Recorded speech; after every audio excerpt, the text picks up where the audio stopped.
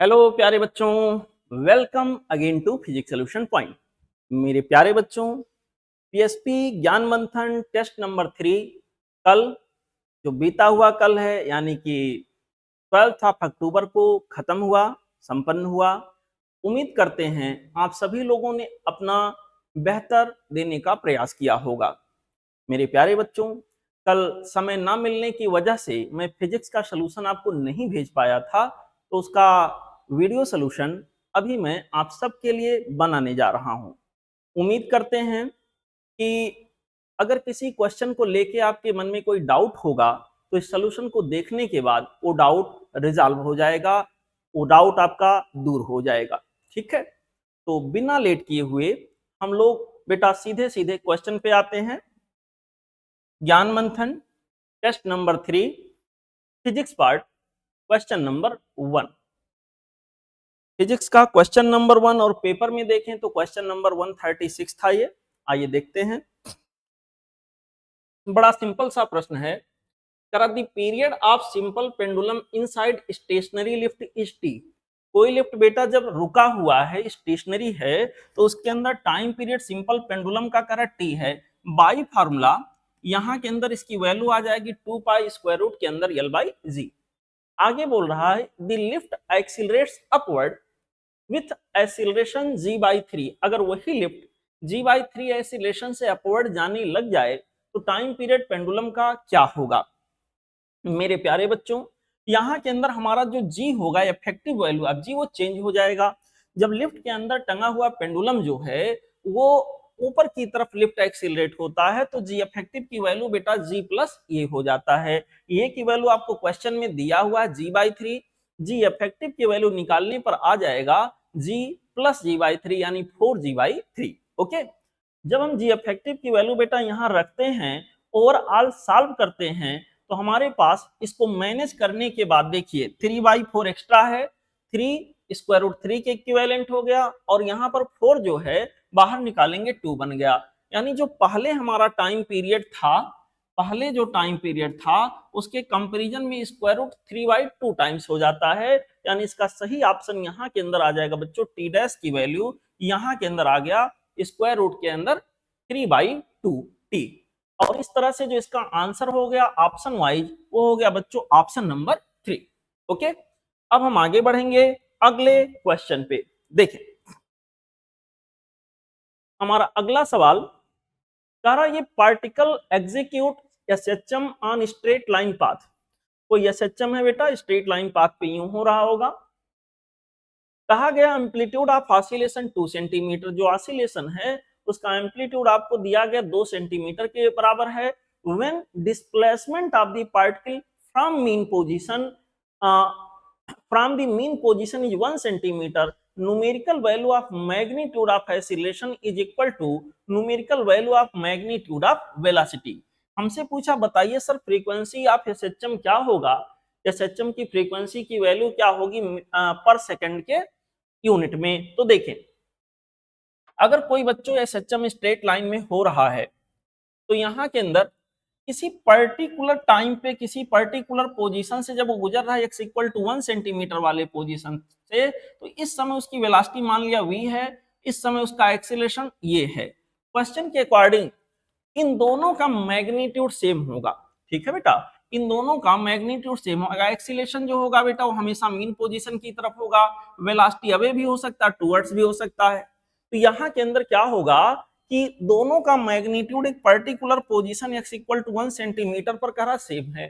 अब इसके बाद हम वेलोसिटी का मैग्नीट्यूड रखे बाई फार्मूला यहाँ पर आ जाएगा ओमेगा स्क्वायर रूट के अंदर A square minus of X square और बेटा एक्सीलरेशन की वैल्यू आ जाएगी ओमेगा स्क्वायर एक्स। यहाँ एक्स की वैल्यू हमने देखे ओमेगा एक कट कर दिया, कुछ ऐसा बना। एक्स की वैल्यू हमको दिया है 1 और एम्पलीट्यूड दिया 2, रेस्पेक्टिव सारी वैल्यूज को मैंने रखा, ओमेगा को मैंने खोल दिया 2 पाई एफ में और सॉल्व करने पर हमको आंसर मिला स्क्वायर रूट के अंदर 3 डिवाइडेड बाई 2 पाई। ये हो गया फ्रीक्वेंसी ऑफ ऑसिलेशन बच्चों। और इस तरह से जो इसका करेक्ट ऑप्शन हमारा मैच होगा वो हो जाएगा बच्चों ऑप्शन नंबर 3। ओके, चलिए आगे बढ़ते हैं अगले क्वेश्चन पे। Now we have question number 138 according to question paper. In this question, displacement is given like this. यहाँ पे बच्चों डिस्प्लेसमेंट हमको दिया गया 10 sin pi by 2 into T plus pi by 6। तो यहाँ पर बच्चों इसका इनिशियल फेज जो है, इक्वेशन देखने से पता चल गया एसएचएम हो रहा है, लिखा भी है इनिशियल फेज पाई बाई 6 यानी 30 डिग्री है। इसका मतलब ये हो गया पार्टिकल ने अपनी मोशन की जो शुरुआत की होगी वो यहाँ T equal to X equal to initial phase अगर 30 डिग्री है, इट मींस मोशन की शुरुआत ये बाई 2 से हो रही है और प्रोसीड कर रहा होगा पॉजिटिव एक्सट्रीम की तरफ। टी इक्वल टू 0 पर पार्टिकल इस पर्टिकुलर लोकेशन पर रहा होगा। उसने हमसे कहा है कि बताइए time taken by particle to reach at extreme position x equal to 10 centimetre first time. ये x इक्वल टू यहाँ इसका एम्पलीट्यूड 10 है, तो x इक्वल टू 10 सेंटीमीटर तक पहुंचने में वो कितना समय लेगा, यानी 30 डिग्री जहां इनिशियल फेज था, यानी ये बाई 2 वाले पोजीशन से ये वाले पोजीशन तक जाने में कितना टाइम लेगा। तो बच्चों ये टाइम लगभग सबको याद रहता, निकाला जा सकता, लेकिन बहुत जनरल चीज है, लगभग याद रहता बच्चों को। यहां से यहां तक का टाइम होता कैपिटल टी यानी टाइम पीरियड डिवाइडेड बाई 6। ठीक है, टाइम पीरियड कैसे पता चलेगा, यहाँ के अंदर जो हमको सवाल दिया है, यहाँ देखिए ये लिखा हुआ ओमेगा के जगह पर पाई बाई 2, ओमेगा की जगह पर बच्चों पाई बाई 2 लिखा हुआ, देखिए मैंने यहाँ सॉल्व किया है। ओमेगा की जगह 2 पाई बाई कैपिटल टी रख सकते हो, यहाँ से टाइम पीरियड की वैल्यू हमको मिल गया 4 सेकेंड।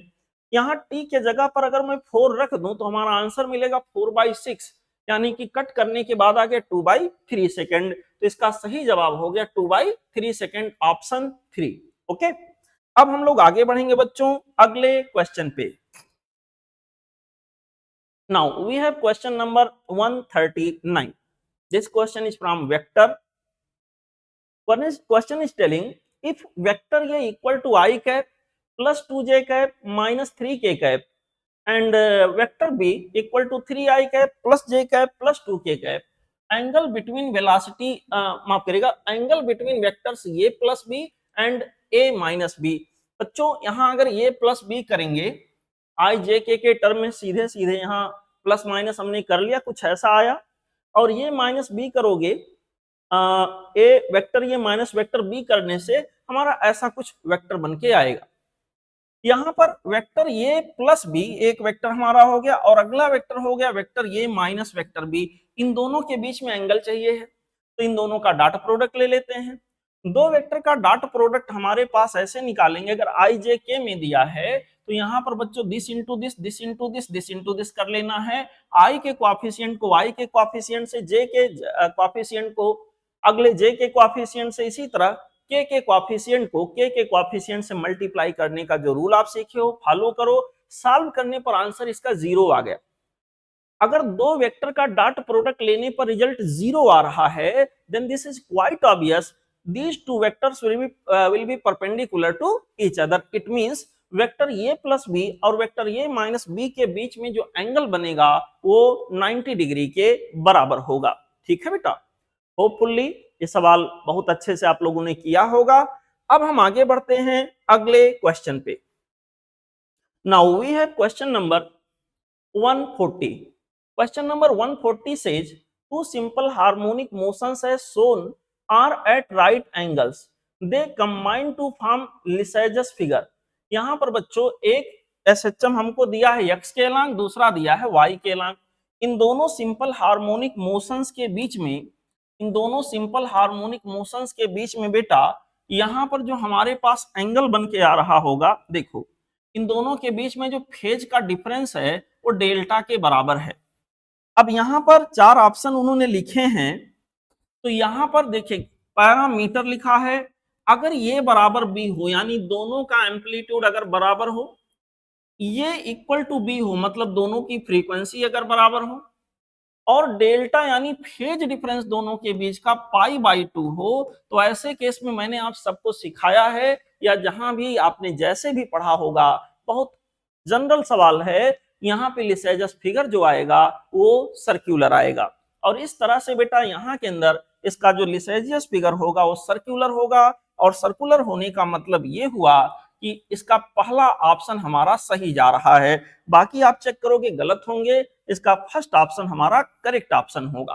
ठीक है, ऐसे दो एसएचएम परपेंडिकुलर सुपर इम्पोज कर रहे हैं जिनका एम्पलीट्यूड सेम है, जिनकी फ्रीक्वेंसी सेम है और जिनके बीच में 90 डिग्री का फेज डिफरेंस है। बहुत फेमस सवाल है। ऐसे केस में जो लिसाइजस फिगर आता है वो कैसा आता है, सर्कल के फॉर्म में आता है। तो इसका करेक्ट ऑप्शन हो गया ऑप्शन 1।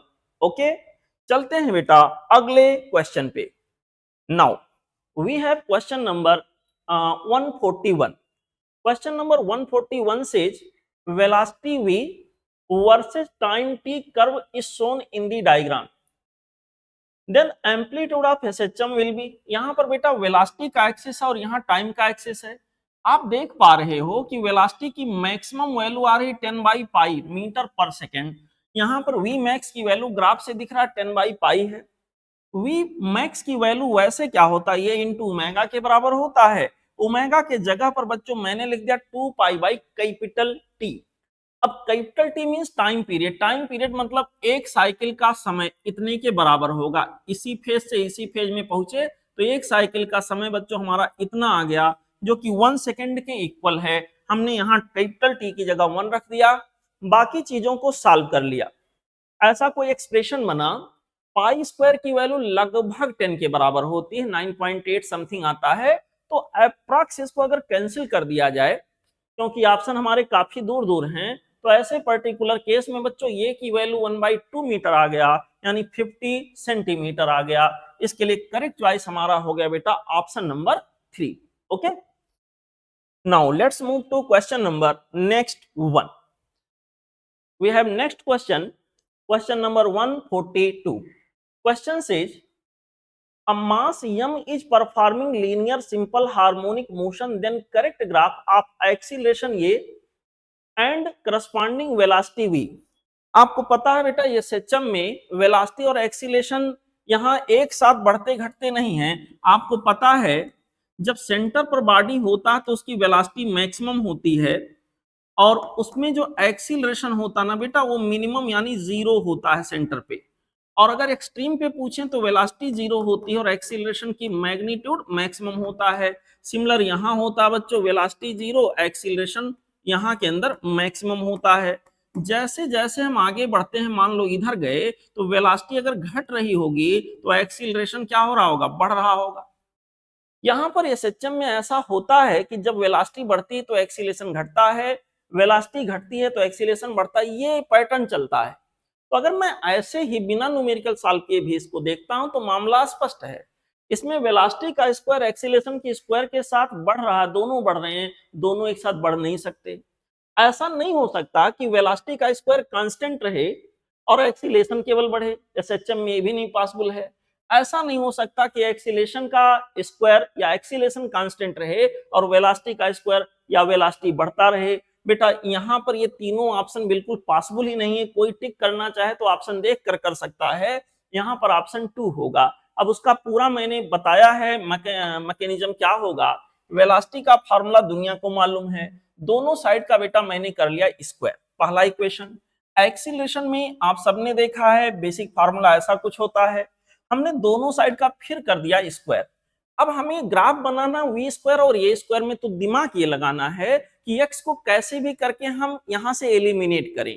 तो x को एलिमिनेट करने के लिए बच्चों मैंने क्या किया, ये वाले इक्वेशन में हमने x की वैल्यू रखने के लिए यहाँ विचार किया। पहले तो इसको मैंने ओपन कर लिया, ऐसा कुछ आया। फिर यहाँ x स्क्वायर की वैल्यू हमारे पास आ गए ए स्क्वायर डिवाइडेड बाई ओमेगा की पावर 4। और इसको रखने के बाद जब हमने सॉल्व किया तो सॉल्व करने के बाद ऐसा कोई इक्वेशन बन के आया, V square equal to -1 by omega square, यानी यहाँ के अंदर into A square plus omega square into A square. देखिए स्ट्रेट लाइन का इक्वेशन बन गया, y equal to M X plus C. एक ऐसा स्ट्रेट लाइन जिसका इंटरसेप्ट जो कटने वाला है पॉजिटिव और यहाँ के अंदर बच्चों जिसमें स्लोप है निगेटिव। निगेटिव मतलब थीटा की वैल्यू 90 डिग्री से ज्यादा। तो ये ग्राफ स्पष्ट दिख रहा, थीटा की वैल्यू 90 डिग्री से ज्यादा है बेटा, और यहाँ पर स्लोप हमारा निगेटिव आ जाएगा ऑब्वियसली, और इंटरसेप्ट कैसा कट रहा है, पॉजिटिव। तो मामला स्पष्ट है, यहाँ पे दूसरा ऑप्शन आपका करेक्ट ऑप्शन होगा। ओके, अब आगे बढ़ेंगे अगले क्वेश्चन पे। देखें हमारा अगला सवाल कह रहा maximum velocity and the maximum acceleration of ये body moving moving in a simple harmonic oscillator are 2 metre per second and 4 metre per second square. Angular velocity यहाँ के अंदर क्या होगा? मेरे बहादुर बच्चों देखो, बहुत सिंपल, मेरे ख्याल से पेपर का सबसे इजी सवाल था ये। वी मैक्स इक्वल टू होगा ये ओमेगा, जिसकी वैल्यू सवाल जी ने दिया है 2, और यहाँ ए मैक्स की वैल्यू होगा ओमेगा स्क्वायर ये, जो कि क्वेश्चन ने लिखा है 4 मीटर पर सेकेंड स्क्वायर। अगर मैं इन दोनों को बच्चों डिवाइड कर दूं, 2/1 कर दूं, तो बाकी चीजें कैंसिल होके हमें लेफ्ट हैंड साइड में ओमेगा मिल जाएगा और उधर से 4/2 यानी 2 आ जाएगा। तो ओमेगा की वैल्यू यहाँ के अंदर आ गया 2 रेडियन पर सेकेंड। इसके लिए करेक्ट चॉइस हमारे पास आ गया ऑप्शन नंबर 4। ओके, अब हम आगे बढ़ेंगे अगले क्वेश्चन पे। हमारा अगला सवाल, अगला क्वेश्चन आप सबके लिए बेटा, यहाँ क्वेश्चन नंबर 144। क्वेश्चन नंबर 144 से पढ़ते हैं बच्चों इसको। क्वेश्चन नंबर 144 हमसे कह रहा है ये स्ट्रिंग, माफ करिएगा बच्चों, यहां पर ये क्वेश्चन हमसे कह रहा है ये string is producing transverse vibration whose equation is y equal to 0.021 sin x plus 30t where x and y are in meters and t is in seconds. If the linear density of the string is this kilogram पर metre, तो यहाँ के अंदर बच्चों ये मास per unit length in fact हमको दिया है, then the tension in the string in newton will be. तो यहाँ बड़ी सिंपल सी बात है बच्चों, सब लोग देखो, अगर मैं किसी स्ट्रिंग में चलने वाले वेव की बात करूं, तो स्ट्रिंग में चलने वाले वेव की जो वेलोसिटी होती है, इनफैक्ट ट्रांसवर्स वेव चलता है जिसकी वेलोसिटी होती है स्क्वायर रूट के अंदर t divided by small m। ध्यान रखें स्मॉल m जो सिंबल मैंने यूज किया है वो मास पर यूनिट लेंथ होता है स्ट्रिंग का, टोटल मास नहीं है। कहीं कहीं म्यू भी लिखा रहेगा किसी बुक में, तो मतलब वही है। यहाँ के अंदर बच्चों अगर मैं इक्वेशन से इसी स्पीड को निकालूं तो इक्वेशन वाइज होगा ओमेगा बाई के, इसका मतलब ये दोनों इक्वेट हो गए, ये भी स्पीड दिखा रहा है ये भी स्पीड। हम इसको सॉल्व करते गए, दोनों साइड का स्क्वायर कर लिया, m को इधर ले आए, फिर मैंने सारे चीजों की वैल्यू रख दी। ओमेगा यहाँ पर हमको दिख रहा है 30, ओमेगा टी की बजाय 30t है, तो ओमेगा की वैल्यू 30 हो गया बेटा।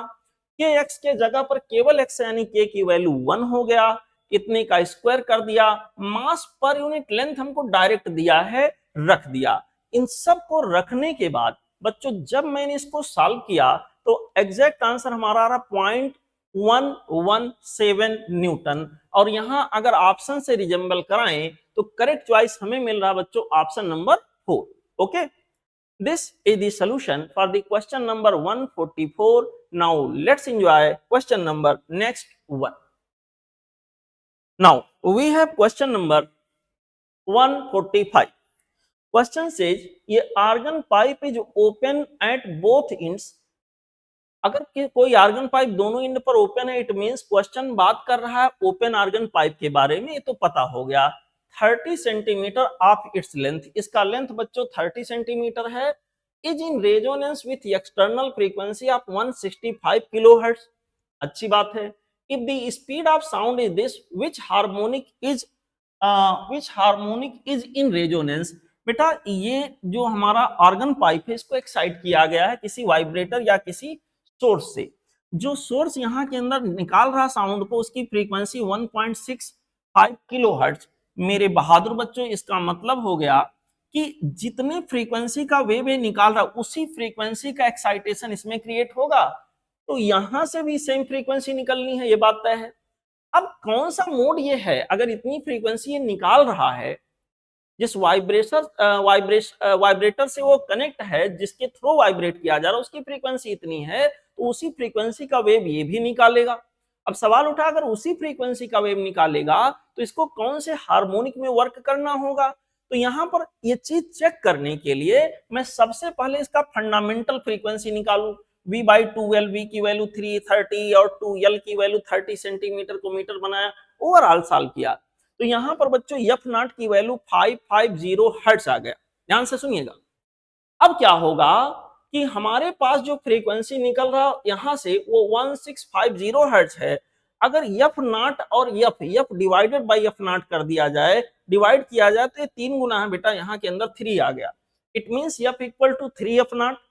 सीधे सीधे पता चला यहाँ थर्ड हार्मोनिक की बात हो रही है, तो इसका आंसर आ गया थर्ड हार्मोनिक यानी कि ऑप्शन 3। ओके बच्चों, अब हम आगे बढ़ेंगे अगले क्वेश्चन पे। हमारा अगला सवाल, अगला क्वेश्चन आपके सामने है बेटा। कह रहा an open pipe of length 2 metre is dipped in water, water के अंदर इसको डिप कर दिया गया है। To what depth x is to be immersed in water so that it may resonate with a tuning fork of frequency 170 Hz when vibrating in its first overtone. Speed of sound in air is this। बेटा यहाँ पर कोई pipe था, obviously पहले open रहा होगा, फिर इस पाइप को क्या किया गया, इसके अंदर रख दिया गया, इसके अंदर इसका कुछ हिस्सा डिप कर दिया गया। जब इसके अंदर डिप करोगे तो इसके अंदर ये तो ओपन था पहले, ठीक है, जब ओपन था तो बेटा इसको जब अंदर डिप आप करोगे तो क्या होगा ना, इसके अंदर पूरा पानी भर जाएगा यहाँ सब, जहां तक इसको डिप करोगे। मान लीजिए x डेप्थ इसको अंदर डाल दिया गया, अगर पूरा लेंथ इसका 2 मीटर का था, x मीटर इसके अंदर डिप कर दिया गया, तो बचा कितना, इफेक्टिव लेंथ हमारे पास ये वाला बचा। ठीक है बच्चों, ये इफेक्टिव लेंथ हमारे पास ये वाला बचा, यहाँ के अंदर हो गया 2 माइनस x मीटर। अब ये क्लोज्ड ऑर्गन पाइप बन गया और सवाल ये कह रहा है ये अपने पहले ओवरटोन वाले मोड में वाइब्रेट कर रहा है। इट मींस यहां से निकलने वाली जो फ्रीक्वेंसी होगी साउंड की होगी 3f0। f0 की वैल्यू बेटा यहाँ के अंदर होगा v/2l, माफ करेगा v/4l, क्योंकि क्लोज्ड ऑर्गन पाइप की बात यहाँ हो रही है, इसका ये वाला इनक्लोज हो चुका है वाटर के थ्रू। यहाँ पर l के जगह पर इफेक्टिव लेंथ हमारे पास ये 2 माइनस x आ गया, और इस तरह से हमने क्या देखा, 3v equal to this much, 3v equal to यहाँ के अंदर 4 इंटू 2x इंटू यहाँ के अंदर हमारे पास बच्चों कितना आ जाएगा, 3v इक्वल टू यहाँ 3f0, सीधे सीधे मैं ये बात कर रहा हूं, 3v की वैल्यू यहाँ पर 4 इंटू दिस। ध्यान दीजिएगा, ये जो हमको फ्रीक्वेंसी दी है थर्ड ओवरटोन का यहाँ फ्रीक्वेंसी, हालांकि मैंने 3f0 सिंबल से दिखाया है, 3f0 सिंबल से दिखाया है, जो फ्रीक्वेंसी हमारी यहाँ के अंदर निकल रही थी दैट वाज f0, नहीं f0 नहीं, इसको f मान लो, जो कि 3f0 के इक्वल था, और उसकी वैल्यू सीधे सीधे मैंने लिख दिया इतना है। अब यहाँ 3 दिखाने की जरूरत नहीं है, जो भी फ्रीक्वेंसी 3f0 के बराबर है, f0 के जगह पर v यहाँ के अंदर आ गया 4l। यहाँ 3v equal to this much मैंने पूरा बच्चों यहाँ सॉल्व किया, सॉल्व करने पर हमारे पास क्या हो गया, 3v equal to 4 into l minus X. यहाँ पर मैं क्या कर देता हूँ, इस तरह से नाट हटा देता हूँ, 3v equal to 4 into 2 minus X into F हो गया, 3 इंटू 340 ऐसे आ गया, इक्वल टू 4 इंटू 2 माइनस, अच्छा फ्रीक्वेंसी यहाँ के अंदर दिया गया है, इसको ये वाले फ्रीक्वेंसी से एक्साइट किया गया, तो 3f0 की टोटल वैल्यू जिसको हमने f मान लिया है वो टोटल वैल्यू 170 है, यहाँ पर लाकर मैंने रख दिया। ओवरऑल सॉल्व किया तो बच्चों सॉल्व करने पर x की वैल्यू हमारे पास आ जाएगा 0.5 मीटर। ठीक है बेटा, 0.5 मीटर इसका करेक्ट चॉइस इस तरह से हो गया, ऑप्शन नंबर 1। ओके, अब हम आगे बढ़ेंगे अगले क्वेश्चन पे। देखो बच्चों, हमारा अगला सवाल जो यहाँ आप सबके लिए है, ये इंटीग्रेशन से रिलेटेड एक सवाल है। इंटीग्रेशन हमको करना है x divided by x square plus 5 x के रेस्पेक्ट में, और रेंज है 0 से 1 का। तो मैंने आपको एक ट्रिक सिखाया था कि अगर डिनोमिनेटर का डिफरेंशिएशन न्यूमरेटर में डायरेक्ट हमें मिल जाता है, तो ऐसे इंटीग्रेशन की वैल्यू हमारे पास होती है नेचुरल लॉग डिनोमिनेटर। अगर यहाँ देखो डिनोमिनेटर को डिफरेंशिएट करें x के रेस्पेक्ट में आएगा 2x, और ऊपर क्या है x, 2x लाने के लिए 2 से ऊपर नीचे मल्टीप्लाई कर दिया, 2 से नीचे 2 से ऊपर मल्टीप्लाई कर दिया, बैलेंस कर लिया मामला। अब देखो इसका डिफरेंशिएशन डायरेक्ट यहाँ है, तो इतने पार्ट का इंटीग्रेशन आ गया नेचुरल लॉग दिस मच, हमने लिखा natural log this much, range है 0 से 1 का। डेफिनेट इंटीग्रेशन है, इंटीग्रेशन की वैल्यू हायर लिमिट पे क्या होगा, और इंटीग्रेशन की value lower limit, higher limit means यहाँ 1 रख दिया तो ये 6 आ गया, log 6 1/2 का कनेक्शन पूरे ब्रैकेट से आगे होगा। यहाँ पर माइनस नेचुरल लॉग यल x की जगह 0 रख दिया 5, तो यहाँ इंटीग्रेशन की वैल्यू हमारे पास आ गया बेटा 1/2 नेचुरल लॉग 6/5, इसको मैनेज कर लिया log m minus log n, log m by n के हिसाब से ऐसा कुछ आ गया। अब ऐसा ऑप्शन क्योंकि है नहीं, तो ये वाला हाफ जब कूद के यहाँ पहुंचेगा इसके पावर पे, तो ये बन जाएगा स्क्वायर रूट के अंदर 6/5। और इस तरह से बच्चों इसका करेक्ट चॉइस जो हमारे पास आया वो हो गया ऑप्शन नंबर 2। ओके, अब हम आगे बढ़ेंगे बच्चों अगले क्वेश्चन पे। हमारा अगला सवाल बहुत सिंपल सा है। करा सर ये बताइए equation y equal to 2a cos kx sin omega t represent. Obviously cos kx और sin ओमेगा t इस तरह से मल्टीप्लाइड फॉर्म में अगर हैं तो स्टेशनरी वेव के इक्वेशन से मैच कर रहा है। यहाँ कुछ नहीं सॉल्व करना है, बहुत जनरल सवाल है। इसका करेक्ट आंसर हो जाएगा स्टेशनरी वेव और ऑप्शन हो जाएगा 2। Now we have question number 149। 149 बेटा यहाँ पर हमसे कह रहा है time of reverberation of a room is 1 second. What will be the time in second of reverberation of a room having all the dimensions triple those of a? देखो बेटा यहां पर टाइम ऑफ रिवर्बरेशन या reverberation period इसी को कहते हैं। इसके लिए जो बेसिक फार्मूला होता है वो कुछ ऐसा होता है, kV divided by alpha S, V for volume, S for export surface area, के यहाँ पर proportionality constant, alpha absorption coefficient है। यहाँ पे अगर आप सारे डायमेंशन को ट्रिपल कर दोगे, सारे डायमेंशन को ट्रिपल कर दोगे, 3 गुना कर दोगे, तो वॉल्यूम जो होगा ना 3 की पावर 3 टाइम्स यानी 27 गुना हो जाएगा। और एरिया जो होगा एक्सपोज सरफेस एरिया 3 गुना करने का मतलब एरिया 3 के स्क्वायर टाइम्स भाग जाएगा, 3 का स्क्वायर इंटू एस हो जाएगा। अगर ऐसा होगा तो नया रिवर्बरेशन टाइम जो आएगा वो जाएगा के V की जगह पे इतना लिखेंगे और यस की जगह पे इतना लिखेंगे। कट करने के बाद 3 टाइम्स ऑफ डेल्टा टी, ये 2 पावर यहां से चला गया, यानी जितना टाइम पहले लिया था उसका 3 गुना टाइम यहां पर ले लेगा। तो सही जवाब हो गया बच्चों ऑप्शन नंबर 2। ओके, अब हम आगे बढ़ेंगे अगले क्वेश्चन पे। हमारा अगला सवाल, अगला क्वेश्चन आपके सामने ये रहा बच्चों। कह रहा है ये hollow pipe of length 0.8 metre is closed at one end. Hollow pipe है जिसका लेंथ बच्चों 1 मीटर के इक्वल है, एक एंड पर क्लोज है, तो ऑब्वियसली क्लोज्ड आर्गन पाइप हो गया वो। At its open end 0.5 metre long uniform string is vibrating in its second harmonic and it is resonates with the fundamental frequency of the pipe.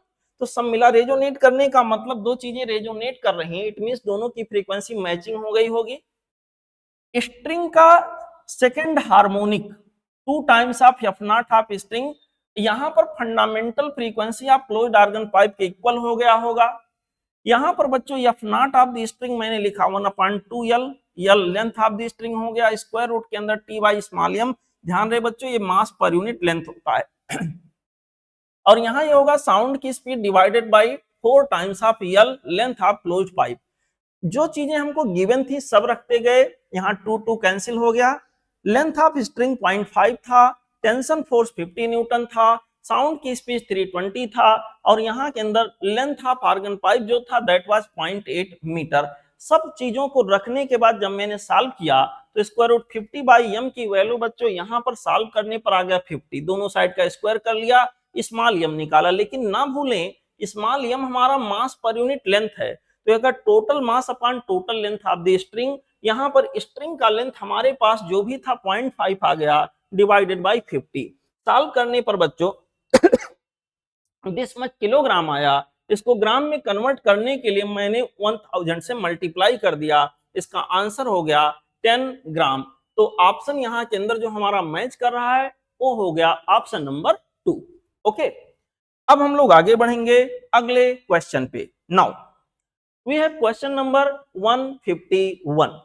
151 says in a vernier caliper there are n main scale division per centimeter and m vernier scale division per centimeter. Least count of this vernier caliper will be। बच्चों यहाँ पे n main scale division 1 centimetre को अगर correspond कर रहा तो एक main scale division 1/1 centimetre के इक्विवेलेंट हो जाएगा। m वर्नियर स्केल डिवीजन मिल करके 1 सेंटीमीटर का लेंथ घेर रहा है, तो एक वर्नियर स्केल डिवीजन कितने के बराबर लेंथ ऑक्युपाई करेगा 1/m। लीस्ट काउंट हमारे पास होता है 1 मेन स्केल डिवीजन का length minus 1 vernier scale division का लेंथ। बेटा यहाँ के अंदर इसकी वैल्यू हमारे पास 1/n है और इतने पार्ट की वैल्यू 1/m है। मैंने सॉल्व किया, यहाँ के अंदर आंसर आ गया 1/n minus 1/m this much centimetre. Okay, अब आगे बढ़ते हैं और ऑप्शन से मैच कराएं तो तीसरा ऑप्शन यहाँ मैच कर रहा है। चलिए आगे बढ़ते हैं अगले क्वेश्चन पे। हमसे कहा गया है two waves of wavelength 50 centimetre and 51 centimetre produce 12 beats per second. बहुत बढ़िया। The velocity of sound is, sound की वेलोसिटी क्या होगी? बच्चों मान लेते हैं एक से फ्रीक्वेंसी f1 निकल रही है, अगले से f2, तो बीट फ्रीक्वेंसी हो जाएगी f1 minus f2 that is given in the question. This value is 12 beat per second. f means velocity upon wavelength, velocity upon wavelength. पहले का वेवलेंथ कम था तो पहले की फ्रीक्वेंसी ज्यादा रही होगी, मैंने वेलोसिटी को कॉमन कर लिया, बाकी जो गिवन चीजें थी बच्चों मैंने उनकी रेस्पेक्टिव वैल्यूज रखी, यूनिट वगैरह सही करके मीटर मीटर में बना के रखा। ओवरऑल सॉल्व करने पर हमको वेलोसिटी की वैल्यू यहाँ के अंदर मिल गया, साउंड की वेलोसिटी 306 मीटर पर सेकेंड। ठीक है, जो भी वेव है साउंड हो या जो भी हो उसकी वेलोसिटी मिल गया 306 मीटर पर सेकेंड। ओके, चलिए आगे बढ़ते हैं अगले क्वेश्चन पे। हमारा अगला सवाल, अगला क्वेश्चन यहाँ के अंदर आ गया क्वेश्चन नंबर 153। क्वेश्चन नंबर 153 में कह रहे हैं resonance is a special case of forced vibration in which the nature and frequency of vibration of the body is the same as the impressed driving frequency and the amplitude of forced vibration is maximum।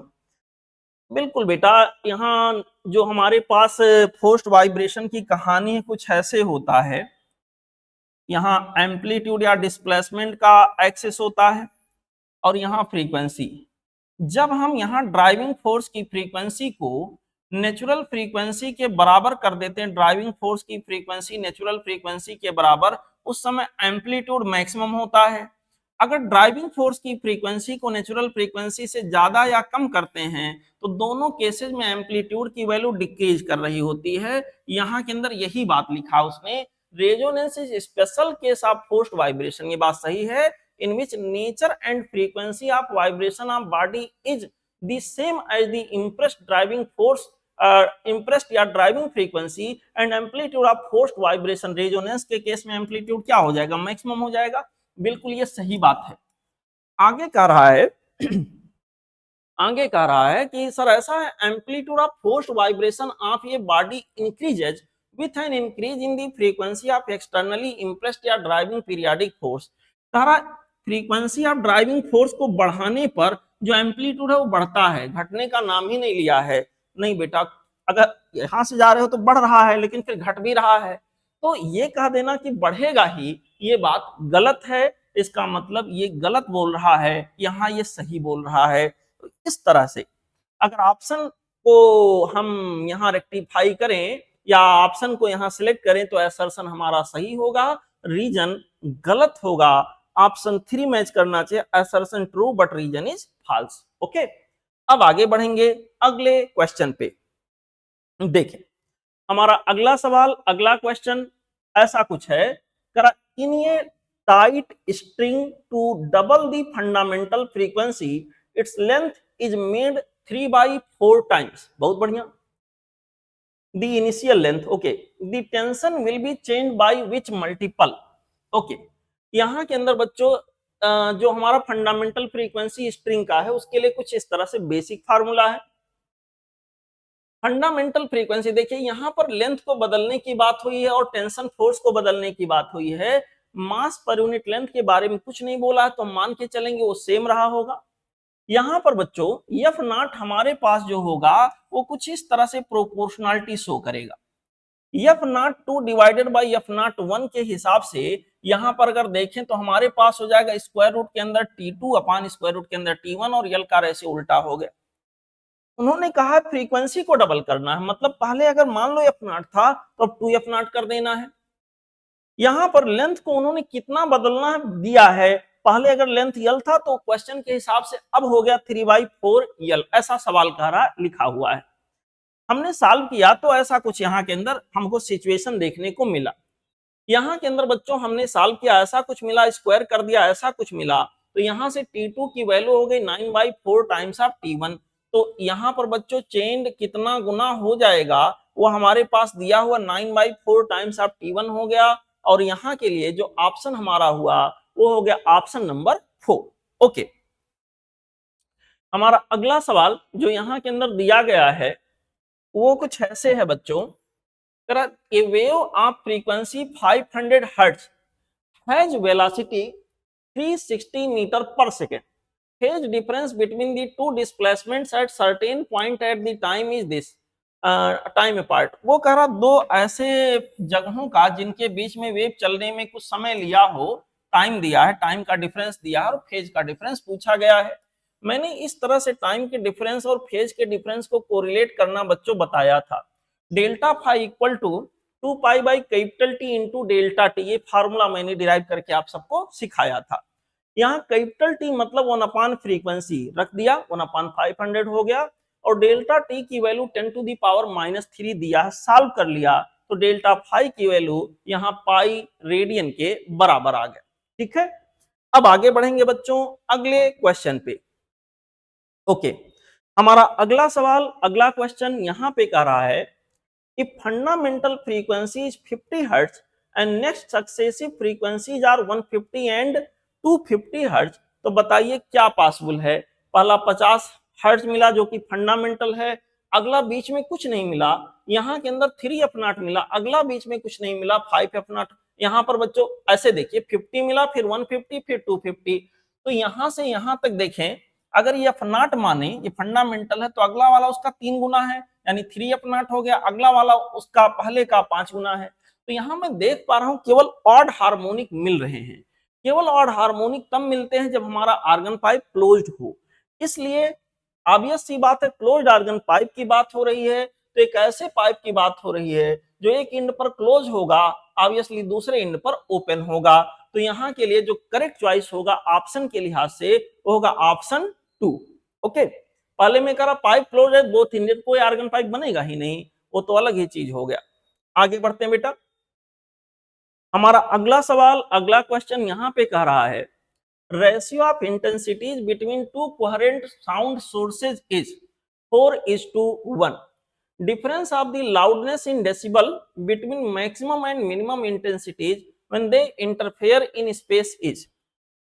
बच्चों दो sound के sources हैं और दोनों से जो intensities produce हो रहे हैं उनका रेशियो हमको 4:1 दिया है। इस हिसाब से पहले का इंटेंसिटी अगर मैं 4x मानूं तो अगले का क्या होगा, x होगा। मैक्सिमम और मिनिमम इंटेंसिटी के रेशियो का बहुत फेमस फार्मूला ऐसा कुछ है। यहाँ पर I1 के जगह पर 4x और I2 के जगह पर x रख के जब मैंने इसमें सॉल्व किया तो I max और I min का रेशियो हमारे पास आ गया 9/1। अब बेटा साउंड लेवल में डिफरेंस, मैक्सिमम साउंड लेवल और मिनिमम साउंड लेवल में डिफरेंस क्या होगा। मैक्सिमम साउंड लेवल SL1 की वैल्यू हो जाएगी 10 log I max upon I0। आपको पता है I0 यहाँ थ्रेशोल्ड इंटेंसिटी होती है। और मिनिमम में यहाँ I min आ जाएगा, 10 को कॉमन करेंगे, कॉमन करने के बाद जो ब्रैकेट में बचेगा this minus this, log m/n के फार्मूले से सॉल्व करने पर ऐसे रिड्यूस हो जाएगा बेटा ये। और ये जो ब्रैकेट में हमको दिया है इस चीज की वैल्यू ऑलरेडी हम लोगों ने निकाल रखी है। ये जो ब्रैकेट में बेटा यहाँ के अंदर आया है निकालने पर, इस चीज की वैल्यू ऑलरेडी मैंने व्यवस्था पहले से कर दिया है, जो कि हमारे पास कितना आ रहा था बच्चों, सॉल्व करने पर 9/1 रख दिया। 9 को लिख सकते हैं 3 का स्क्वायर, 3 का स्क्वायर, और ये स्क्वायर का 2 पावर जो है सामने जब जाएगा तो यहाँ 20 हो गया। इसका आंसर आ गया 20 नेचुरल लॉगरिथम 3। तो बच्चों ऑप्शन जो यहाँ के अंदर हमारा मैच कर रहा है वो हो गया ऑप्शन 2। ओके, चलते हैं अगले सवाल पर, अगले क्वेश्चन पे। हमारा अगला क्वेश्चन हमसे कह रहा है frequency of the wave is 50 hertz, बहुत बढ़िया। Length is 1 metre and mass of string is 10 gram. What is the tension in the string, string के अंदर टेंशन कितना होगा। तो जो स्ट्रक्चर बना के दिया है मैं देख पा रहा हूं कि फंडामेंटल मोड को दिखा रहा है। तो फ्रीक्वेंसी हमारी आई होगी V/12, V का मतलब स्क्वायर रूट के अंदर T/स्मॉल m, स्मॉल m मास पर यूनिट लेंथ है। बच्चों ये हमको 50 दिया है, यहाँ पर यल की वैल्यू 1 मीटर दिया है, सॉल्व किया, यहाँ टी की वैल्यू आ जाएगी, स्क्वायर किया, टी की वैल्यू बेटा आ जाएगा 100 का स्क्वायर इंटू एम। एम का मतलब हो गया मास पर यूनिट लेंथ। मास हमको दिया गया है 10 ग्राम, 10 ग्राम को किलोग्राम में बदला और संयोग से लेंथ यहाँ पर 1 मीटर है, तो डिवाइड करने का कोई फर्क भी नहीं पड़ेगा। इसका जो आंसर आ गया इस हिसाब से सॉल्व करने पर बेटा वो हो गया 100 Newton. 100 Newton is the correct choice for this particular question. मेरे बहादुर बच्चों, यहां के अंदर option 3 is the correct choice. Okay, अब आगे बढ़ेंगे अगले क्वेश्चन पे। देखें, हमारा अगला सवाल यहां पे आ गया question number 159। Question number 159 says displacement of a body executing SHM are A and AB and the respective velocities of the body then are BA. What is the amplitude?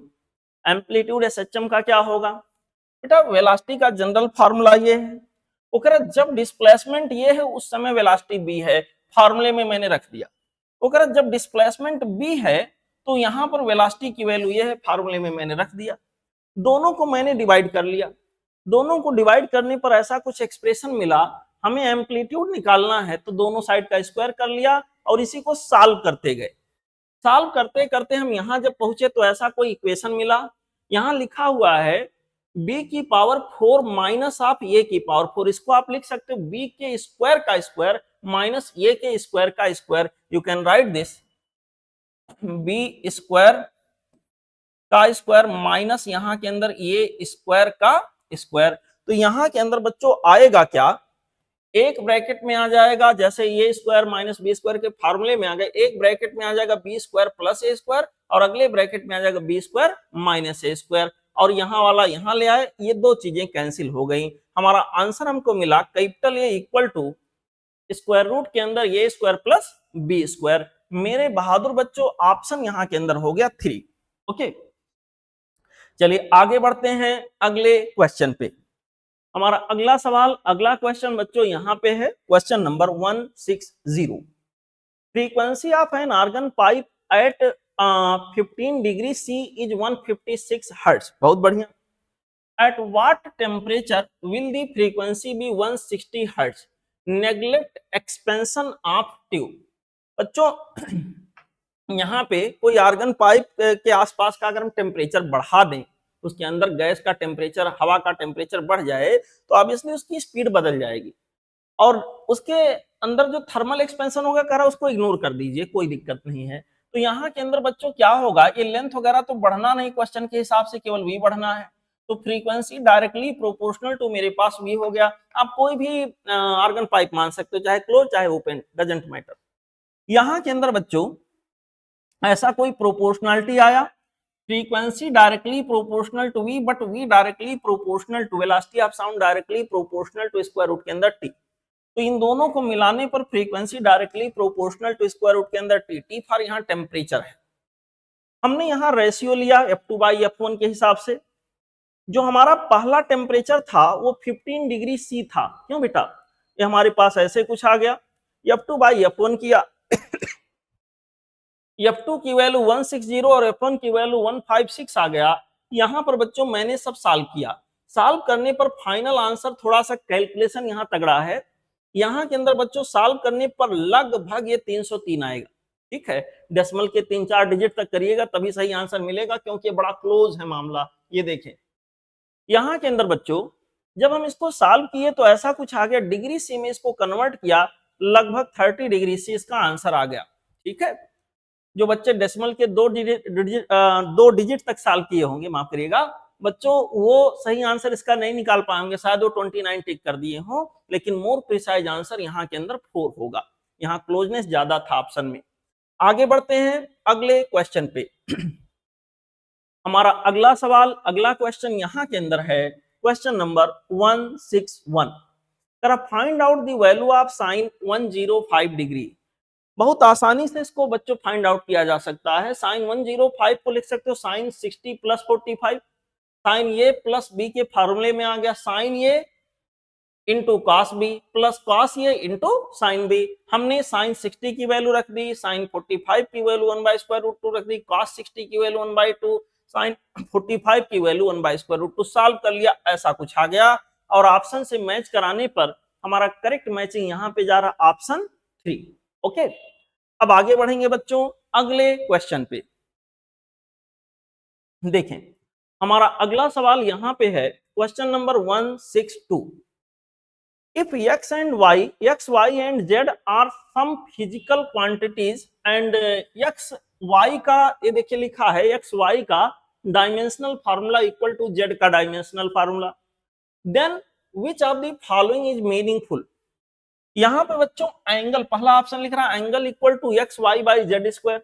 Angle बेटा डायमेंशन लेस होगा, लेकिन इधर जो लिखा क्या वो dimension less है क्या? एक्स वाई का डायमेंशन जेड स्क्वायर के सिमिलर है ताकि वो डायमेंशन लेस हो जाए? नहीं, एक्स वाई का डायमेंशन बच्चों जेड के सिमिलर है, जेड स्क्वायर के नहीं। तो ये वाला जो हमारा राइट हैंड साइड है ये डायमेंशन लेस नहीं होगा, होता तो मैच कर जाता। ठीक है, तो ये मीनिंगफुल नहीं है। ऐसा नहीं हो सकता किसी इक्वेशन के लेफ्ट हैंड साइड में डायमेंशन लेस चीज रहे और राइट हैंड साइड में डायमेंशनल चीज रहे, ऐसा नहीं हो सकता। यहां पर बच्चों इसको देखो z minus X Y, same dimension वाली चीजों को ही प्लस या माइनस कर सकते हैं। तो यहां देखो z की डायमेंशन और x बाई वाई की डायमेंशन क्या सेम है? भैया z की डायमेंशन x इंटू वाई के सिमिलर है, x बाई वाई के सिमिलर नहीं है। तो दोनों डायमेंशनली डिफरेंट है, इसलिए मीनिंगफुल तरीके से इनको इंडिकेट नहीं किया गया है। अगर डायमेंशन सेम होता तब तो हम माइनस लगा सकते थे, अदरवाइज नहीं लगा सकते।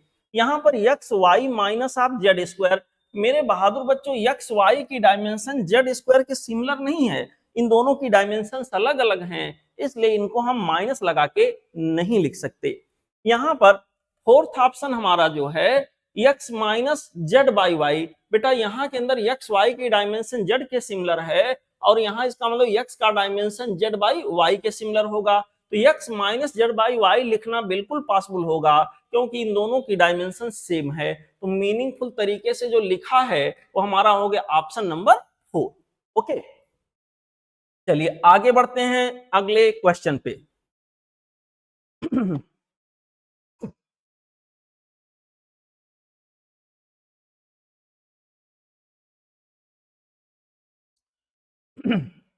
बच्चों हमारा अगला सवाल है क्वेश्चन नंबर 163।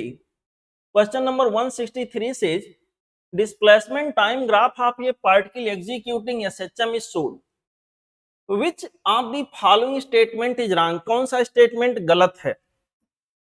जब मैं इस ग्राफ को देखता हूं तो मुझे एक चीज याद आता है, यहां पार्टिकल टी इक्वल टू 0 पर देखिए उसका डिस्प्लेसमेंट पॉजिटिव और मैक्सिमम है, मतलब उसके मोशन की शुरुआत यहां से हुई है। T equal to T by 4 पर ऑब्वियसली एक्स इक्वल टू 0 हो जाएगा, डिस्प्लेसमेंट 0, यानी वो यहां पहुंच जाएगा। T equal to T by 4 और आगे बढ़ जाए, यानी T equal to T by 2 पर यहां हो जाएगा। और यहाँ के अंदर बच्चों टी इक्वल टू 3t/4 पर अगर देखें तो फिर यहां आ जाएगा और t इक्वल टू टी पर फिर यहां आ जाएगा, एक साइकिल पूरा हो गया। तो कह रहा वेलोसिटी, कह रहा इसमें रॉन्ग कौन सा, गलत खोजना है। Velocity is maximum at t equal to t/2। यहाँ पर t/2 वाला पोजीशन मींस यहाँ वेलोसिटी मैक्सिमम नहीं सर, यहाँ वेलोसिटी 0, यही गलत हो गया। बाकी सही होंगे, आप चेक कर सकते हो। एक्सीलेशन इज मैक्सिमम यहाँ के अंदर कब है? एक्सीलेशन मैक्सिमम बता रहा है कैपिटल टी वाले पोजीशन पर, यहाँ पे बिल्कुल एक्सट्रीम पोजीशन पे एक्सीलेशन मैग्नीट्यूड वाइज मैक्सिमम होता है। तो बेटा यहाँ पर सब हटा करके अगर हम यहाँ पर देखें, बाकी सब विचार आप कर लीजिएगा, यही केवल गलत जा रहा, बाकी सब सही जाएगा। इसका मतलब गलत वाला ही क्योंकि मुझे खोजना था, तो यहाँ के लिए करेक्ट चॉइस हमारे पास आ जाएगा ऑप्शन 1। ओके, चलते हैं अगले क्वेश्चन पे।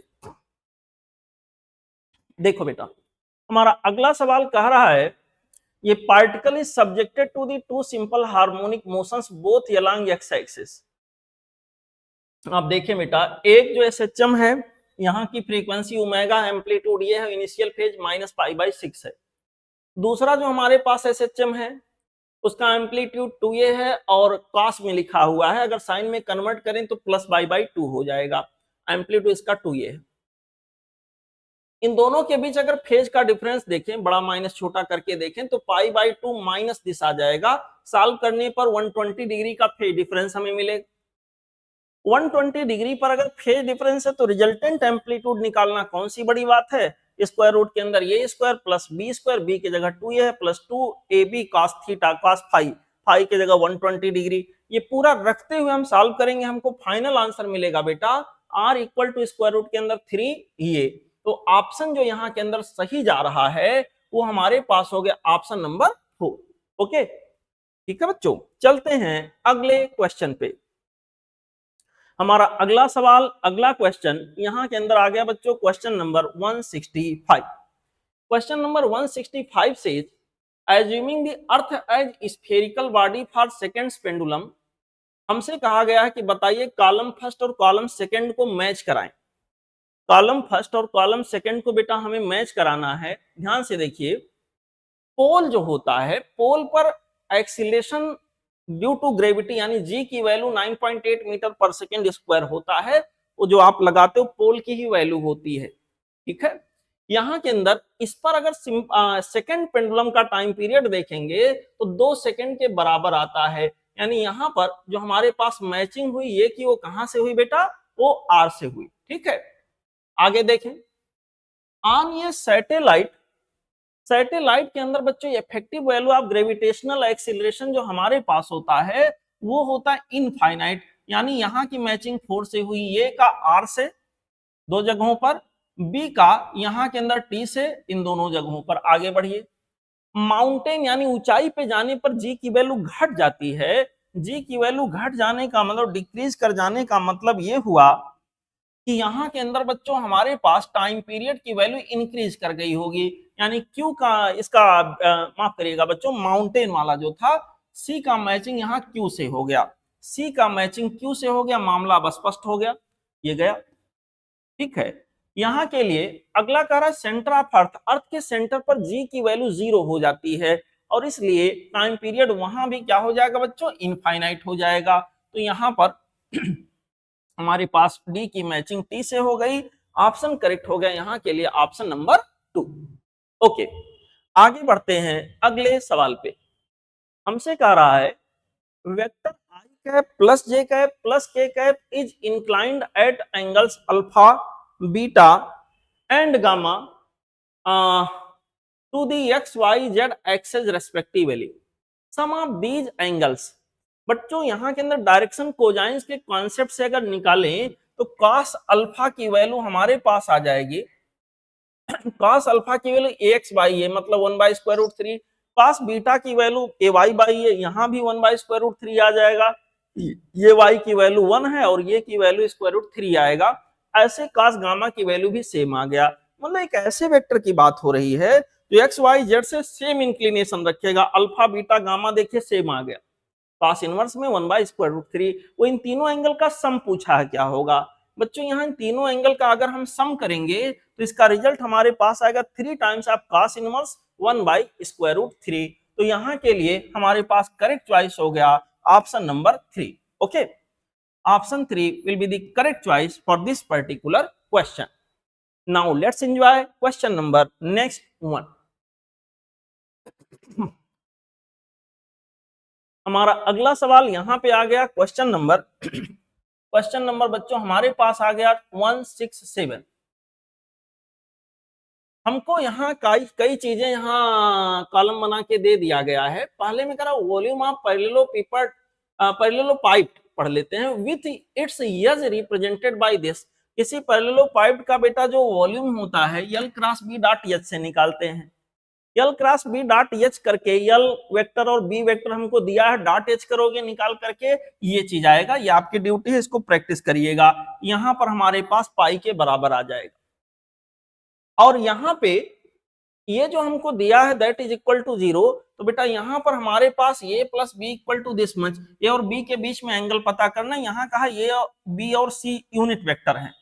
जब हमने इसको सॉल्व किया, ए और बी के बीच एंगल मान लिया थीटा है, तो सॉल्व करने पर बच्चों हमारा cos थीटा का वैल्यू यहाँ के अंदर आ गया 1/2, यानी थीटा की वैल्यू 60 डिग्री यानी पाई बाई 3 रेडियन। तो बेटा देखो पहले की जो मैचिंग हुई वो यस से हो गई, ठीक है। पहले की मैचिंग यस से होने का मतलब दो ऑप्शन यहाँ पॉसिबल हमको दिखे। यहाँ पर अगले की मैचिंग जो हो गई वो कहां से, पाई/3 यानी क्यू से हो गई। यानी बच्चों बी की मैचिंग क्यू से, बी की मैचिंग क्यू से। स्पष्ट हो गया मामला यहीं पर। अब आगे आप सॉल्व करो ना करो, यहां के लिए ऑप्शन करेक्ट हो गया 4। ओके, चलते हैं अगले क्वेश्चन पे। देखें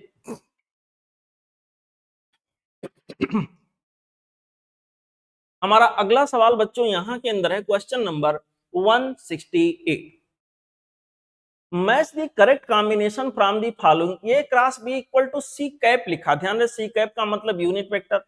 यानी कि बच्चों अगर मैं यहां ए क्रॉस बी सॉल्व करूं तो कहानी ऐसे आएगा, A B sine theta into कोई सा यूनिट वेक्टर, ठीक है, कोई सा यूनिट वेक्टर। यहां उस यूनिट वेक्टर को चलो सी कैप ही क्यों ना दिखा लें, देखते मिल रहा है कि नहीं। ये कब मिलेगा, जब ये की वैल्यू 1 बन जाए, बी की वैल्यू भी 1 बन जाए, और यहाँ के अंदर जो हमारे पास साइन थीटा है इसकी वैल्यू भी क्या आ जाए 1।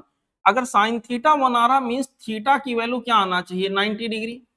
तो यहाँ देखो ऑप्शन इसके करस्पॉन्डिंग यहाँ आर को जरा चेक करें, कर बोथ आर यूनिट वेक्टर, यानी ए और बी 1 1 हो जाए, म्यूचुअली परपेंडिकुलर यानी एंगल 90 डिग्री आ जाए, तो बिल्कुल A cross B equal to C cap हो सकता है। तो यहाँ की मैचिंग आर से हुई, एक ही ऑप्शन दिख रहा है, बाकी तो है नहीं कोई।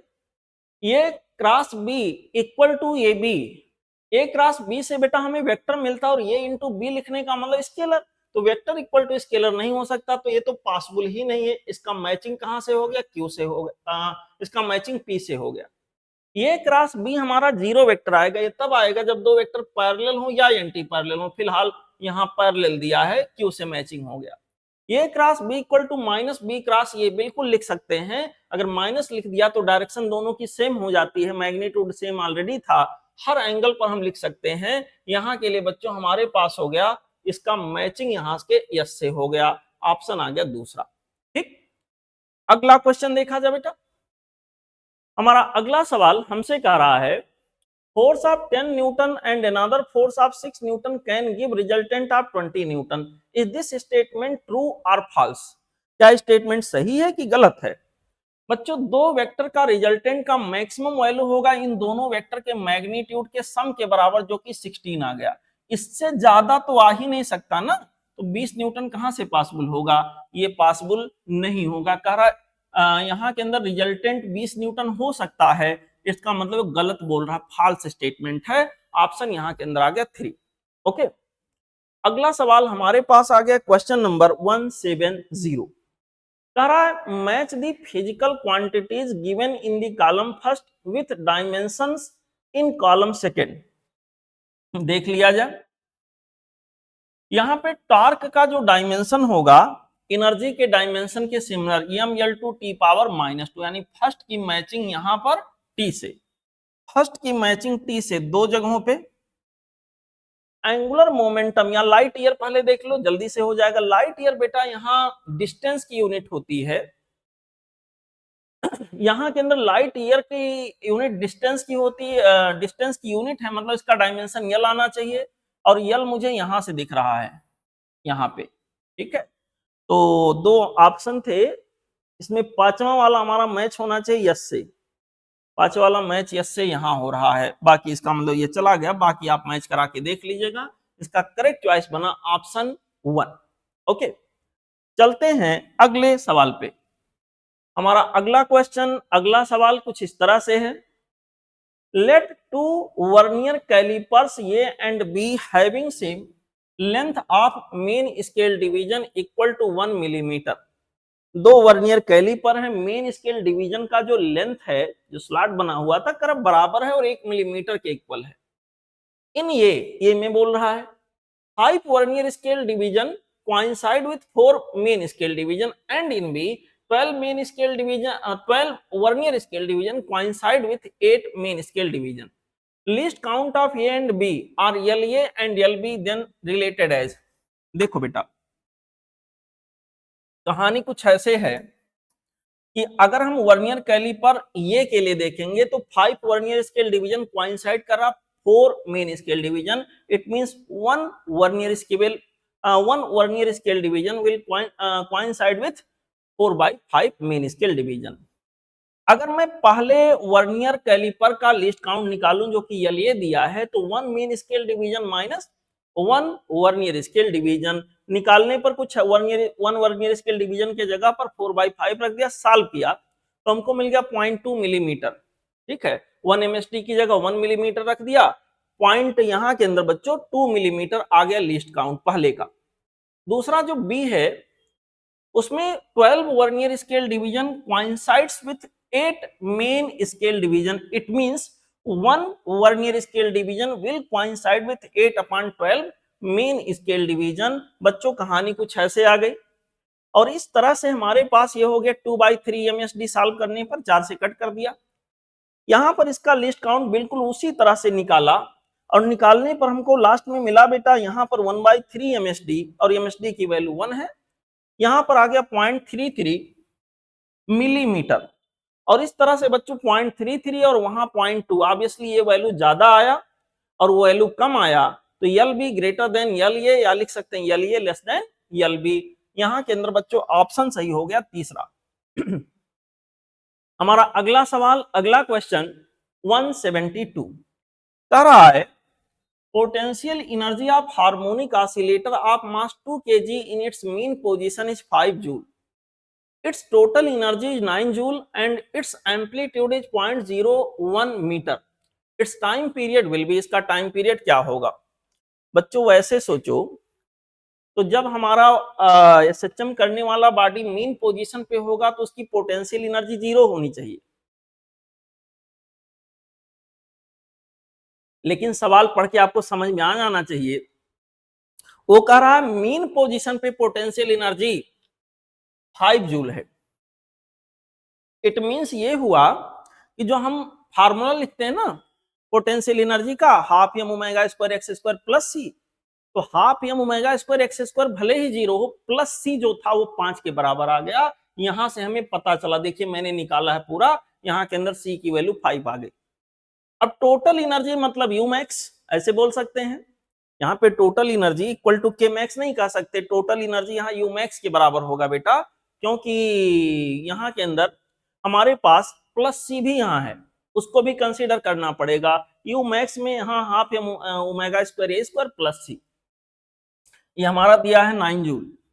9 जूल हमको सवाल में दिया है बच्चों देखिए, और यहाँ सी की वैल्यू हमने 5 यहाँ ऑलरेडी निकाल रखा था, रख दिया तो इतने पार्ट की वैल्यू आ गया 4 जूल।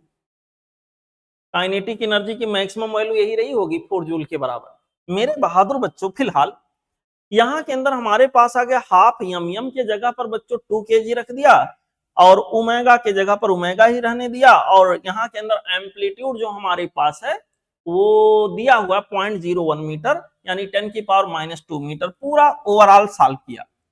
ओमेगा की जगह पे रख दिया 2π/T। हमने जब सॉल्व करके इसको निकालने का प्रयास किया तो फाइनल आंसर हमारा आ गया π/100, और ऑप्शन जो यहाँ मैच कर गया वो हो गया बच्चों ऑप्शन नंबर 1। ठीक है, चलते हैं अगले क्वेश्चन पे। हमारा अगला सवाल, अगला क्वेश्चन यहां पे आ गया question number 173। Suppose a physical quantity P depends on other quantities P cube equal to ऐसे दिया है P cube equal to square root A B का क्यूब और यहां पर C की power 3/2। If percentage error in the measurement of A B C are 2%, 2%, 3% respectively, then percentage error in the measurement of P। बच्चे लोग ना भूलें कि यहाँ लेफ्ट हैंड साइड में P का कुछ पावर लगा हुआ, कई लोग इसको कल टेस्ट हुआ भूल गए हैं। यहाँ पर जब इसको एरर के फार्मूले से खोलोगे आ जाएगा 3 डेल्टा P/P इंटू 100, और यहाँ हमारा स्क्वायर रूट ये है, एरर के स्क्वायर रूट ए का मतलब पावर हाफ, ये जगह half delta A by A into 100 ऐसे सबका कर लिया। एरर वाला बहुत फेमस केस है। यहाँ पर परसेंटेज एरर ये में हमको दिया गया 2%, बी में दिया गया 2%, सी में दिया गया 3% रख दिया। लेफ्ट हैंड साइड सॉल्व किया तो 11.5 आ गया। और यहाँ 3 है। परसेंटेज एरर इन पी हमसे पूछा गया क्या होगा, तो दिस मच बाई 3 करना पड़ेगा, इसका आंसर आ जाएगा 3.8%। ठीक है बेटा, ऑप्शन हमारे पास बना ऑप्शन नंबर 3। ओके, अगला सवाल देखा जाए। यहां पे हमसे कहा गया है if vector A B and C are along x y z axis respectively then a cross b dot c will be a cross b dot c। मेरे प्यारे बच्चों, यहां पर a b और c हमारा यहां कहीं हो रहा है, तीनों एक दूसरे के परपेंडिकुलर हैं। मैंने a को x के लांग मान लिया, b को y के लांग, z को c को z के लांग। अब यहां पर हमको पता करना ये क्रॉस बी डॉट सी। पहले तो बेटा ये क्रॉस बी जो हमारे पास है उसको देखें, ये क्रॉस बी जो हमारा होगा वो यहां कहीं आ जाएगा परपेंडिकुलर आउटवर्ड, और सी भी उधर ही है, तो ये क्रॉस बी और सी इन दोनों वेक्टर के बीच में एंगल कितना आ गया, 0 डिग्री। हम ऐसे दो वेक्टर का डॉट प्रोडक्ट लेने जा रहे हैं बच्चों, ऐसे दो वेक्टर का डॉट प्रोडक्ट लेने जा रहे हैं जिनके बीच में एंगल कितना है, 0 डिग्री। तो होगा ए का मैग्नीट्यूड मतलब दिस मच का मैग्नीट्यूड इनटू बी का मैग्नीट्यूड मींस बच्चों सी का मैग्नीट्यूड इनटू, क्योंकि ये दोनों वेक्टर पैरेलल हो गए हैं इसलिए यहां आ गया cos 0 डिग्री, थीटा की जगह 0। यहां के अंदर हमारे पास आ गया ये क्रॉस बी का मैग्नीट्यूड इनटू सी का मैग्नीट्यूड cos 0। ए क्रॉस बी का मैग्नीट्यूड मतलब ए बी sin 90, ए और बी के बीच एंगल देखिए 90 था। सी का मैग्नीट्यूड जो भी है रख दिया, cos 0 की वैल्यू 1 आ गई। यहां के अंदर आ गया ए बी सी sin 90 की वैल्यू 1, तो इसका आंसर आ गया ए बी सी। ओके, चलते हैं अगले क्वेश्चन पे। देखो बेटा, हमारा अगला सवाल जो है क्वेश्चन नंबर 175, कर ये bag contains 25 identical pens if total price of all the 25 pens is 154.4 rupees, then price of one pen will be, justify your answer with the correct significant figures। okay,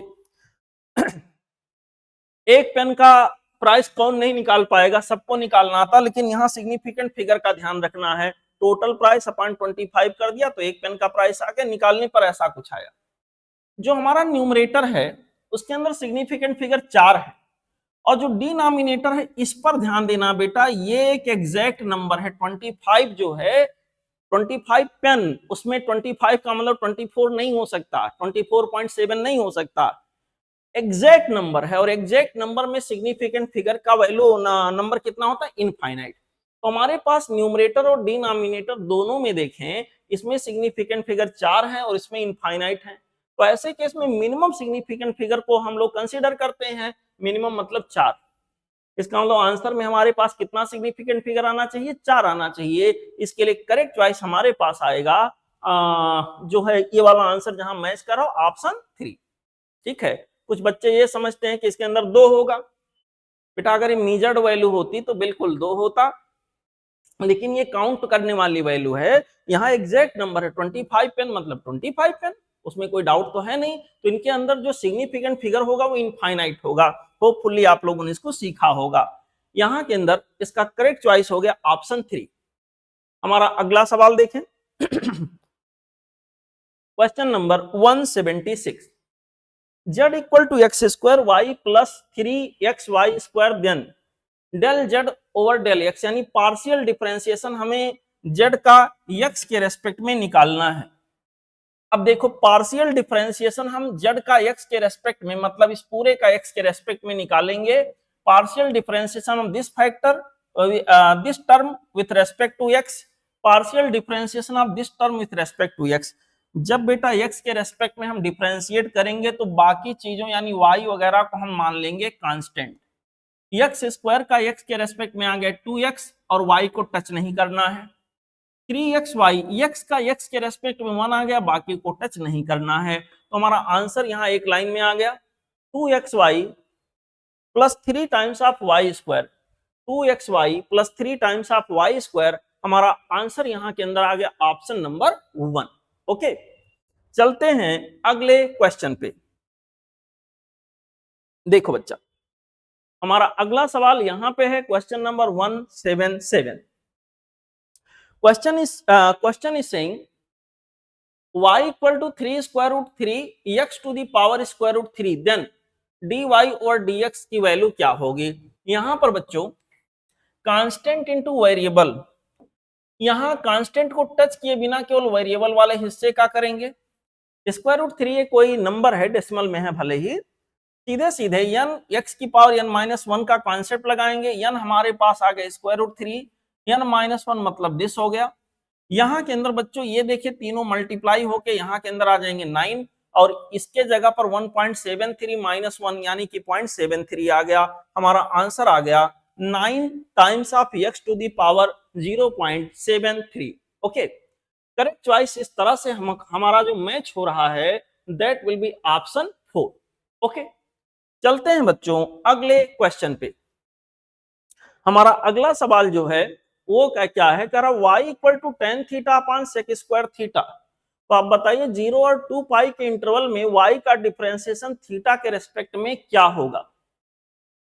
यहाँ tan theta by sec square theta को पहले simple बना ले। Tan theta का मतलब हो गया sine theta upon cos theta, sec square theta का मतलब हो गया 1 upon cos square theta. Solve करेंगे तो आ जाएगा sine theta into cos theta. यहाँ 2 से मल्टीप्लाई और 2 से डिवाइड करके केवल इतने हिस्से को देखें तो ये हमारे पास आ गया sine 2 theta. Sine 2 theta, sine theta, sine 2 theta, ऐसा कोई अगर फंक्शन है और हम रेंज ले लें यहाँ के अंदर बच्चों 0 से 2 पाई का, और इसको हम इंटीग्रेट करने जाएं तो हमारा रिजल्ट जो यहाँ के अंदर आएगा वो क्या हो जाएगा, 0। यहाँ के अंदर हमारे पास इसका रिजल्ट हमेशा, अगर हम 1 साइकिल 2 साइकिल 3 साइकिल ऐसी बातें करेंगे तो ऐसे केस में हमारा इंटीग्रेशन का रिजल्ट 0 आता है अगर यहाँ साइन या कॉस होता है तब। बताया था कि इस बच्चों सॉल्व करने में टाइम मत गंवाइएगा। यहाँ अगर ये रेंज है साइन थीटा कॉस थीटा का टर्म यहाँ है तो इसका रिजल्ट हमारा 0 ही आना है। तो करेक्ट चॉइस यहाँ के अंदर आ गया ऑप्शन 1। अगला सवाल देखा जाए। हमारा अगला सवाल यहाँ के अंदर आ गया क्वेश्चन नंबर 179। क्वेश्चन नंबर 179 में हमसे कह रहे हैं find out value of expression tan 1125 degree plus cot 1477 degree. बेटा tan 1125 डिग्री को हम ऐसे लिख सकते हैं tan 360 इंटू 3 प्लस 45 करके देखो बैठ जाएगा। 360 इंटू 1, 360 इंटू 2, 360 इंटू 3, 360 इंटू 4, ऐसा कोई है। मैंने तो कहा था साइन कॉस tan के आर्गुमेंट में ऐसा आता है तो आप इसको 0 के इक्वेट करके आंसर निकाल लेना। तो ये इक्विवेलेंट हो गया tan 45 जो कि 1 आ गया। और इसी तरह इसको जब हम खोलेंगे तो 360 इंटू 4 प्लस 37 पर फिट बैठ जाएगा।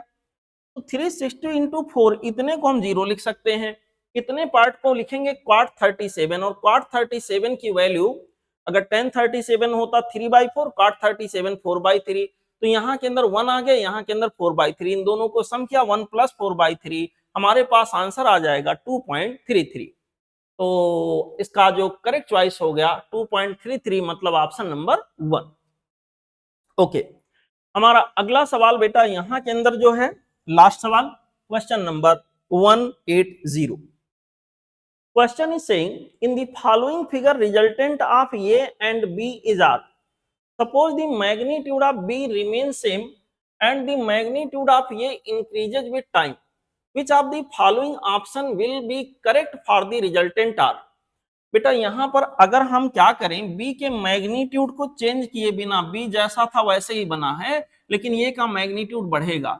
अगर ये का मैग्नीट्यूड बढ़ेगा तो ऑब्वियसली रिजल्टेंट जो है ये की ओर ज्यादा शिफ्ट होता चला जाएगा, यानी ये पॉइंट ये के अबाउट टर्न लेगा और यहाँ पर ये की तरफ यहाँ टर्न रोटेट करने का प्रयास करेगा। रिजल्टेंट विल मूव टूवर्ड्स ये अबाउट पॉइंट, वो हमारा ऑप्शन करेक्ट हो गया पहला। ठीक है बेटा, हमें पता है रिजल्टेंट उधर की ओर ज्यादा झुकता है जिसका मैग्नीट्यूड ज्यादा हो।